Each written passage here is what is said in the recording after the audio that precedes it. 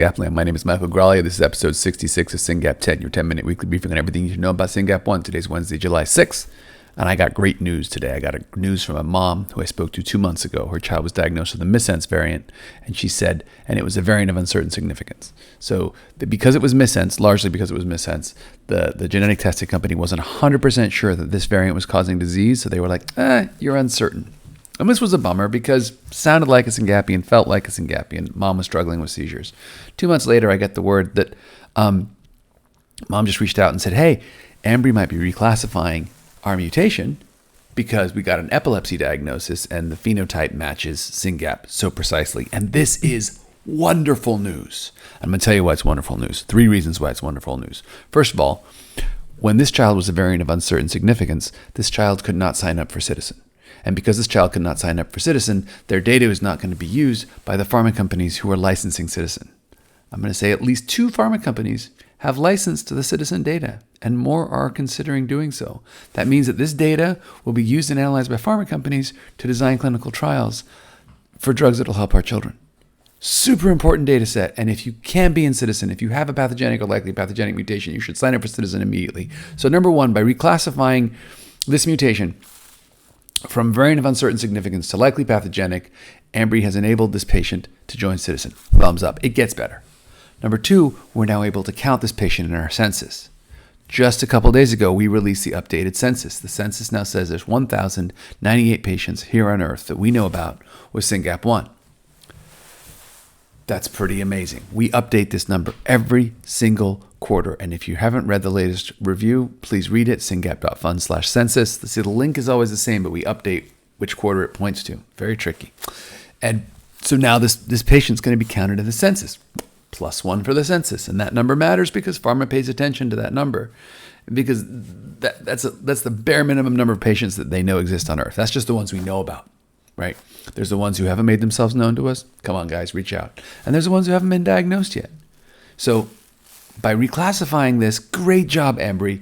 This patient has gone from, is able to join Citizen and is counted in the census. But here's the coolest part. This patient has a Missense variant. And today we put out a press release about a grant we gave for Missense variants to the Courtney Lab. Professor Michael Courtney and Dr. Lee at Turku in Finland. We gave them a grant to work on Missense variants. And this grant is super cool for 2 reasons. Well, for a lot of reasons. Courtney and Lee are cool, and Turku, everything's cool. But there's 2 things that are amazingly cool about this. One of them is we gave this grant in partnership with SRF-EU. So this year, we have created the Syngap Research Fund Europe, headquartered in the Netherlands. The chair is Katrien Dekkers, and Robert Punt is on the board, and there's others. And they are co-funding this. So that's funds coming from Europe to work with funds from SRF US, 2 SRFs working together. And we're doing this in partnership with Leon and Friends. Leon and Friends is Sandra Appler's organization for her son Leon, who has a Missense variant. So it's 3 Syngap organizations working together to make a grant, underwritten by SRF US. Super cool. And I'm very proud of that collaboration. And I'm very excited that we can work together with other Syngap orgs to make grants like this happen. Because this is 180,000 euro. This is real money. Why do we spend so much money on Missense variants? It's a big deal. I'll tell you why we spend so much money on Missense variants. Okay, buckle up. A little bit of math. If you go back to the Incidence blog, which is a timeless classic, if I don't say so myself, and you read that, because I wrote it. It took me a long time. You will learn that in the Lopez Riviera paper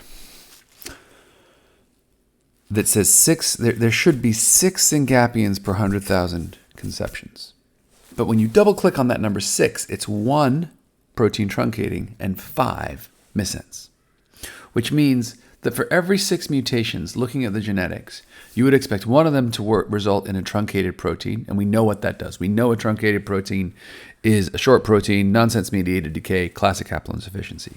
But 5 and 6 mutations would be misformed, meaning that because one block in the chain has been shifted, that protein is complete, but it's misfolded. It's weird shaped.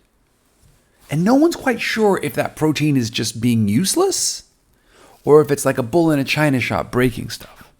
And this is why the missense variants are so tricky. But the point is, there should be 5 missense for every 1 protein truncating. That's the should be, that's the theoretical, that's geneticists looking at models. When you look at our diagnosed population, when you look at the citizen data set, right, this is why we all need to sign up for Citizens, so we can actually understand what's going on in our population with real data. And to be clear, there is no bigger data set that is as freely available to clinicians and companies. If you're serious about being involved in research, sign up for Citizen. I don't know about any other data set that people are using at such scale. So in that data set, for every 10 mutations, 6 or 7 are protein truncating, 1 or 2 is missense, and then there's other deletions, duplications, and tronic. Do you see how it's different? So what we would expect there to be 5 missense for every 1 protein truncating, but what we're seeing is actually the opposite, right? And the reason that is because of this little kid who had a missense that is being reclassified. Because when people see a protein truncating variant, this is probably the smartest thing I'm going to say in this blog, that when people see a protein truncating variant, it is unambiguously causing disease. That mutant is classified as pathogenic or likely pathogenic. There's always a shade of gray, but broadly speaking, if it's a protein truncating variant, that is pathogenic or likely pathogenic. If there's a missense mutation, we really don't know. We really don't know. And that's why the work of Dr. Courtney and Dr. Lee is so important, because that's going to help us understand this better, right? Because there's a lot of us's out there.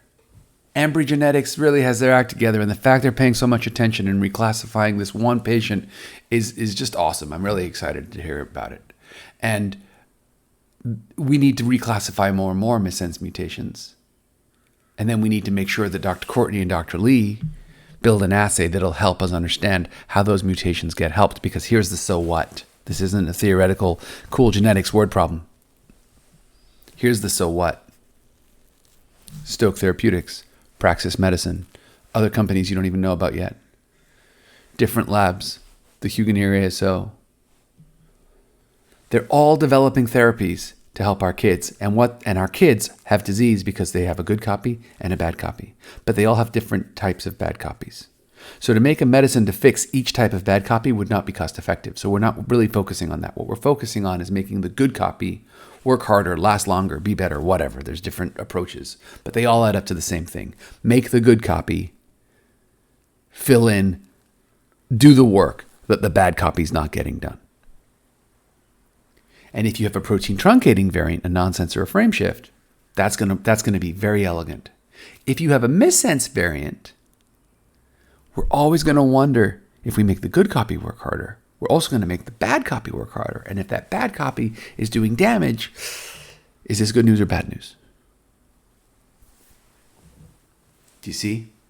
So by better understanding these missense variants through the work that Courtney and Lee are going to do, and I mean, I will acknowledge Kurt Haas up in Vancouver has also done some work here, but too few people are working on missense variants. And we're starting to address that with this massive 180,000 euro. Good job, Sandra and Katrine. Way to work with us to make this happen. I'm so excited about this grant. And I'm so excited that we're able to bring more attention to this and that we can help highlight how important this issue of missense VUS is. So to that kid out there, that little kiddo with a missense variant, you know who you are. Welcome to Citizen. Welcome to the census. And good news. We just spent a lot of money on one of the smartest people on earth to work on your type of mutation. It's a really good day. It's a really good day. We'll talk about the census for a second too. 1,100 patients. Go back and read that. So you guys have homework from this blog, and then I'm going to shut up. Go read the census blog. It's great work. Jess Duggan does incredible work on that, along with a lot of others. Go read the press release. Go read the Incidence blog and really get your head wrapped around protein truncating, which would be nonsense and frame shift, and missense.